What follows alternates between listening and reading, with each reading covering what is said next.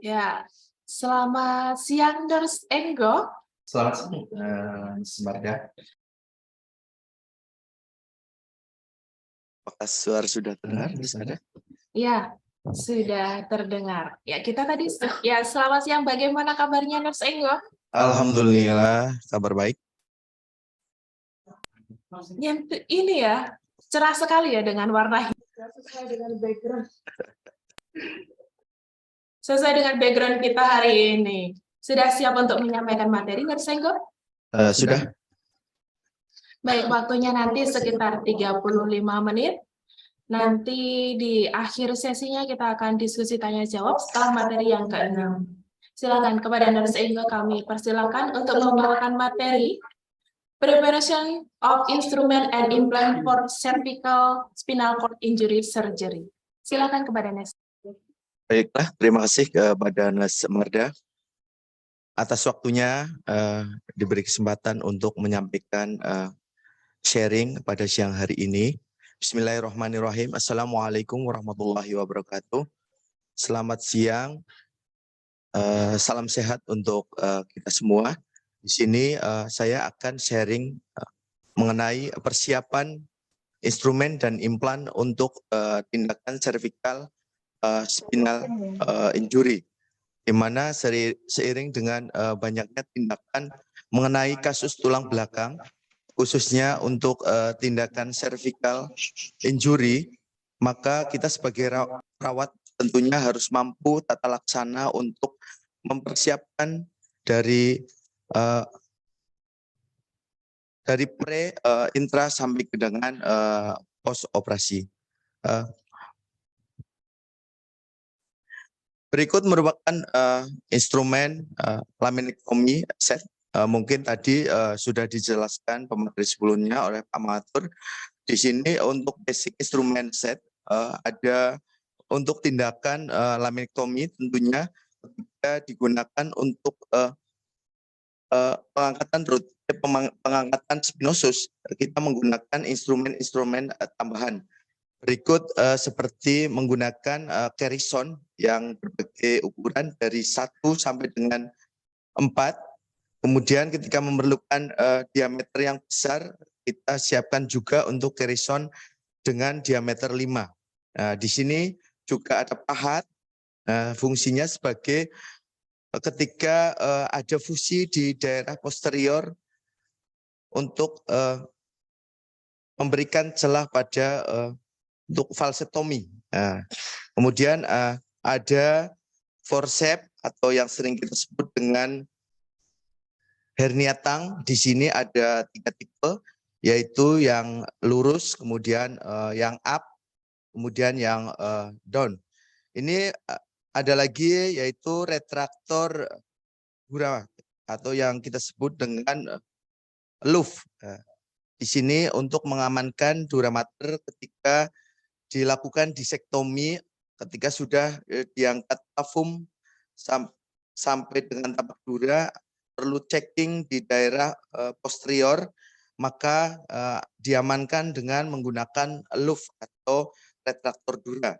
Kemudian di sini ada nerve hook, fungsinya untuk checking terhadap foramen, apakah di situ lateral gutter sudah terangkat atau belum ketika dilakukan laminectomy untuk pengangkatan pada plavum. Di sini fungsinya nerve hook itu meraba pada nerve, apakah masih ada tekanan atau tidak. Kemudian ini ada knabel,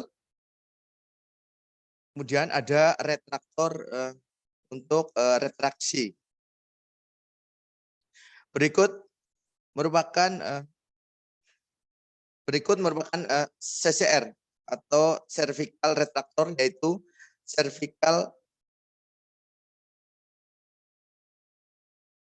retraktor. Ini untuk operasi-operasi pada anterior cervical, di mana retraktor ini berfungsi sebagai retraksi pada muskuloskeletal arah dari anterior, arah dari kontralateral, yaitu untuk meretraksi ini merupakan CCR otomatis, itu Caspar cervical retractor. Ini berbagai macam ukuran yang kita sering pakai, yaitu dari ada yang halus, kemudian bergigi besar, kemudian ada yang soft, giginya rempet, rapet. Kemudian ini ukurannya dari 35 sampai dengan 65. Ini ketika memasangkan cervical retractor harus diukur terlebih dahulu pangkal bone yang sudah akan diretraksi, diukur untuk kedalamannya. Ketika sudah diukur memerlukan sesuai dengan pengukuran, maka siapkan retraktor, mata retraktor tersebut. Kemudian ini ada handle retraktor, kemudian ini ada retraktor otomatiknya yang berfungsi untuk retraksi. Kemudian ada juga untuk tadi sudah disebutkan oleh Pak Matur, ada CLR, Caspar Lumbal Retraktor, di mana Caspar Lumbal Retraktor ini difungsikan untuk operasi pada tindakan posterior cervical, yaitu sama fungsinya sebagai retraktor, bentuknya seperti ini, akan tapi diameternya lebih besar daripada untuk anterior. Kemudian selanjutnya yaitu instrumen lateral mesh. Lateral mesh merupakan pemasangan posterior fiksasi pada tulang leher, di mana prosedur pembedahan ini dilakukan untuk pemasangan skrup pada tulang cervical posterior, bertujuan untuk memberikan stabilisasi terhadap tulang yang terkompresi atau saraf cervical yang terkompresi. Ini merupakan instrumen lateral mesh. Di sini ada oval, fungsinya untuk memberikan titik entry point. Kalau teman-teman di rumah sakit ada menggunakan drill dengan diamond ukuran 2 mili, saya sarankan ketika menggunakan menentukan entry point pada cervical, menggunakan drill dengan ukuran 2 mili. Karena dengan menggunakan drill akan lebih soft untuk memberikan entry point, karena di dalam tulang cervical lateral mesh atau pedigelnya itu sangat kecil. Jadi mencegah untuk terjadinya bridge. Kemudian ada pedicle bender. Pedicle bender ini ada dua jenis, yaitu yang curve dan yang lurus. Ini ada ukurannya, mulai dari ini untuk mengukur kedalaman ketika sudah dilakukan entry point, kemudian untuk mengukur kedalaman skrup yang akan dipasangkan. Di sini mulai dari ukuran 10, kemudian 20, 30, sampai 40. Nah, di sini ketika teman-teman sebagai asistensi, maka harus wajib mengingatkan operator untuk mengingatkan ketika pedicle bender sudah sampai ke batas skrup yang akan dipasangkan. Kemudian ini ada filler yang fungsinya sebagai 360 point, yaitu memberikan checking terhadap apakah pedicle bender ini masuk ke dalam bone atau keluar dari bone. Nah, ketika masuk dalam bone terasa intact, tapi ketika bridge pasti akan terasa soft atau ada keluar dari apakah itu ke foramen atau ke disc. Yang jelas kalau untuk filler ini itu untuk feel, itu untuk merasakan apakah masuk atau tidaknya pedicle bender.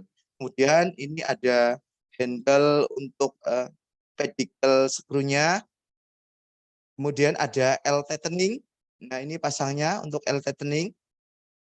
Fungsinya untuk pengunci terakhir kita sudah dipasangkan pedicle dengan root, dengan nut, kemudian untuk finaling. Kemudian ini ada bending. Fungsinya bending yaitu untuk bending root, di mana bending root ini berfungsi sebagai membending root untuk ketika kita reposisi atau membentuk sesuai dengan kurvatura posterior, di mana bending ini membentuk sesuai anatomi yang akan dipasangkan untuk lateral mesh-nya. Kemudian ini ada distraksi dan kompresi berfungsi sebagai ketika kita memerlukan distraksi, biasanya pada tulang-tulang yang stenosis sudah undisplaced, kita perlu reposisi dengan mendistraksi dan reposisi dengan menggunakan distraksi. Kemudian ini ada pemotong root untuk memotong root sesuai yang diukur. Jadi untuk pasnya ukuran yang sudah akan dipasangkan. Jadi ini untuk pemotong rootnya. Kemudian ini ada root holder untuk memegang root. Di sini ada fusser, kemudian ada handle nut, kemudian ada handle tightening. Ini merupakan skrupnya. Nah, ini skrupnya berbahan titanium berjenis poliaksial yang bisa 360 derajat muter. Jadi untuk skru lateral mesh ini kebanyakan poliaksial, bukan monoaksial. Ini untuk lateral mesh ukuran diameter skrunya yang sering dipasang dari 3,5 sampai dengan 3,5 10 sampai dengan 3,5 24. Ketika ada memerlukan revisi pemasangan dari 3,5, tentunya harus disiapkan untuk naik diameter di 40 kali 10 sampai dengan 40 kali 24. Ini tadi ada crosslink, fungsinya ketika pemasangan posterior fiksasi dengan long segment lebih dari 4 level ke atas, kita menggunakan fiksasi tambahan, yaitu dengan menggunakan crosslink sebagai penguat tambahan. Di sini ada nut, kemudian ini ada root berdiameter 3,5 dan 40. Ini aplikasi pemasangan lateral mesh. Ini kasus pada pemasangan lateral mesh. Ini ada pasien dengan pemasangan lateral mesh di C3 sampai dengan C4. Kemudian ini kasusnya ada massa tumor yang terdapat pada C1 sehingga vertebra C1 dan pedikelnya sudah rusak. Kemudian ada TB juga, spondylitis TB-nya di pedikel C2 kiri. Maka dipasangkan stabilisasi untuk pemasangan lateral mesh di posterior cervicalnya. Karena C1 vertebra sudah rusak, maka kita skip, kemudian dipasangkan untuk occipital plate. Jadi ketika segmen atas ada dari C1 atau atlas yang rusak atau C2 yang rusak, ada yang di skip, tentunya harus pemasangan tambahan dengan menggunakan occipital plate. Begitu juga untuk cervical bawah. Ketika ada cervical bawah di C7, T1 yang mengalami rusak di vertebranya, kita harus pasang dengan Johnson root atau menggunakan dual root pemasangan dari cervical thoracal.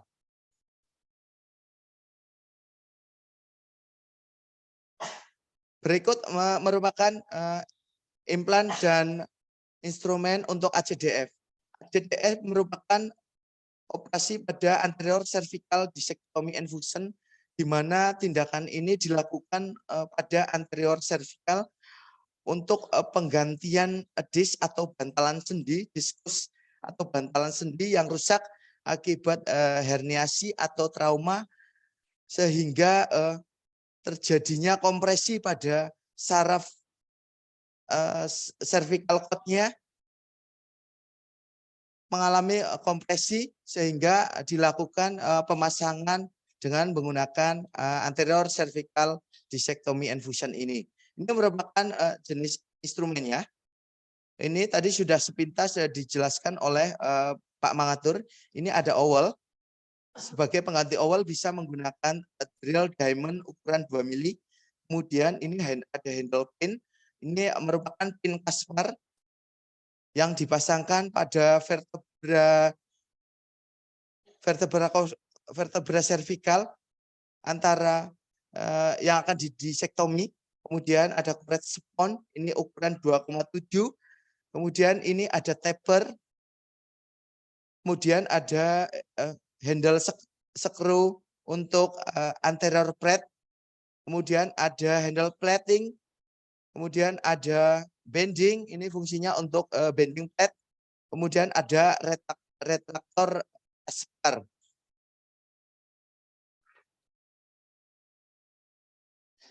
Ini merupakan contoh kasus yang dikerjakan.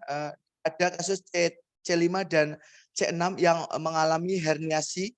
Ini sudah timbul ada penyempitan pada cervical 56 dan sudah timbul adanya osteopit sehingga terjadi penyempitan pada cervical C5 dan C6.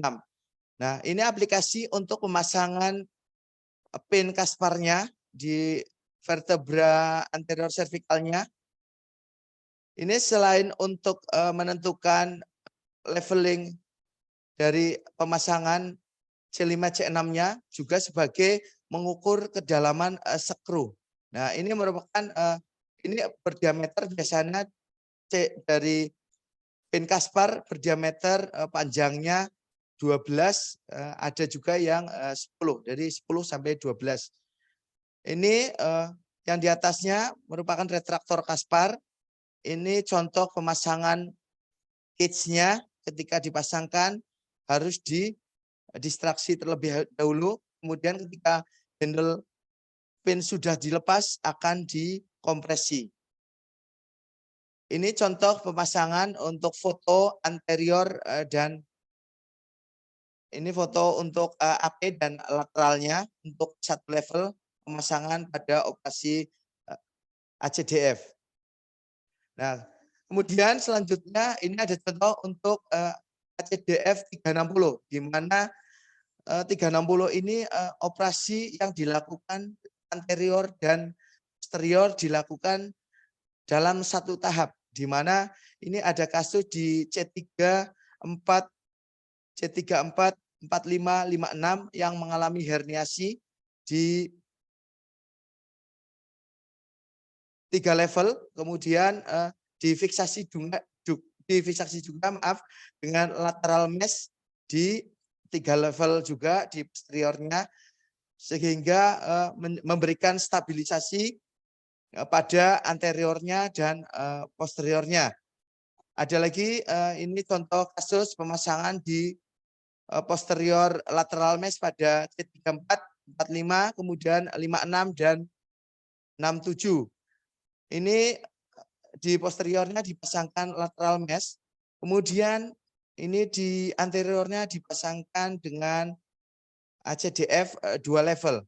Ini kebetulan kasus ini kasus di stenosis juga, ada stenosis di C3 dan C4 yang ligamen valsetnya sudah mulai adanya fusi. Kemudian selanjutnya ini ada stand-alone, pemasangan stand-alone atau disebut juga dengan tilok. Ini untuk pemasangan tilok ini ada contoh untuk pemasangan 2 level, di mana tilok ini tidak menggunakan anterior plate sebagai penutup karena sudah dilengkapi dengan adanya pick dan titanium yang sudah dibentuk dengan cage anteriornya. Ini untuk contoh pemasangan 2 level, kemudian ini pemasangan 1 level. Pemasangan tilok stand-alone. Kemudian ini merupakan implan ACDF, di mana ACDF merupakan anterior cervical corpectomy fusion. Ini merupakan operasi pada anterior cervical di mana terjadi kerusakan vertebra cervical yang disebabkan bisa dari TB atau trauma, bisa dari karena trauma. Ini merupakan contoh implan untuk pemasangan pada ACDF, di mana ini ada ADD plus, yaitu anterior distraction device plus. Ini anterior ADD plus ini sudah dilengkapi dengan wing, yaitu tidak usah ketika pemasangan ADD plus ini perlu pemasangan tambahan anterior plate. Akan tetapi ADD plus ini berbeda dengan skrunya dengan pemasangan skru anterior plate karena ukurannya berbeda, di mana untuk ADD plus ini menggunakan skru berbentuk osmium, di mana lockingnya terdapat pada tip safe drillingnya di sini.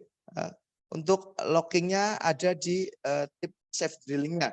Kemudian ini ada konslus skrunya. Ini skru ini berdiameter lebih besar daripada skru anterior plate, yaitu diameter 40. Kemudian ini ada ADD, yaitu anterior distraction device. Ini merupakan untuk pemasangan ACDF, implan untuk pemasangan ACDF, di mana ketika pemasangan ADD perlu dilengkapi juga dengan tutup anterior plate. Di sini contoh anterior plate. Ini contoh anterior plate. Kemudian ini ada skru untuk anterior plate yang tadi saya sudah sebutkan berdiameter 30 sampai dengan 3,5. Ini ada implan titanium cage mesh, di mana implan cage mesh ini masih dibentuk secara manual. Ketika sudah dilakukan corpectomy pengangkatan vertebra, maka akan diukur sesuai dengan vertebra yang diangkat, kemudian cage dipotong secara manual, kemudian lubangnya ini dipasangkan bone graft sebagai untuk pemadat cage-nya. Ini ada contoh kasus untuk pemasangan ACDF dengan menggunakan tulang sias, di mana vertebra cervicalnya diganti dengan tulang sias, diukur sesuai dengan vertebra yang rusak, kemudian diambil pada tulang sias, kemudian setelah dikorpektomi dipasangkan, kemudian ditutupkan dengan anterior plate dan difiksasi dengan skru. Ini contoh pemasangan ADD plus satu level dan ditutup dengan anterior plate. Kemudian ini ada contoh juga untuk posteriornya difiksasi dengan mini plate. Ini kebetulan pada kasus depannya ada kasus TB yang terdapat di kerusakan pada vertebra cervical anteriornya, kemudian yang posteriornya ada OPLL, yaitu osifikasi posterior longitudinal ligament. Kemudian ini ada contoh kasus untuk ADD plus-nya. Nah, ini pemasangan pada ADD plus yang dilengkapi dengan wing tadi. Ini untuk pengerjaan ACCF untuk satu level. Ini merupakan contoh pemasangan ADD plus untuk satu level. Ini foto AP dan lateral. Mungkin selanjutnya maaf, ini masih satu lagi untuk ACCF dengan pemasangan titanium mesh. Ini untuk pemasangan titanium mesh dengan satu level. Ini tetap juga dipasangkan anterior plate sebagai penutup, kemudian difiksasi dengan skru anterior. Demikian yang bisa saya sampaikan terkait sharing kesiapan instrumen dan implan untuk tindakan cervical cord injury. Terima kasih atas waktunya. Mohon maaf. Assalamualaikum warahmatullahi wabarakatuh. Waalaikumsalam.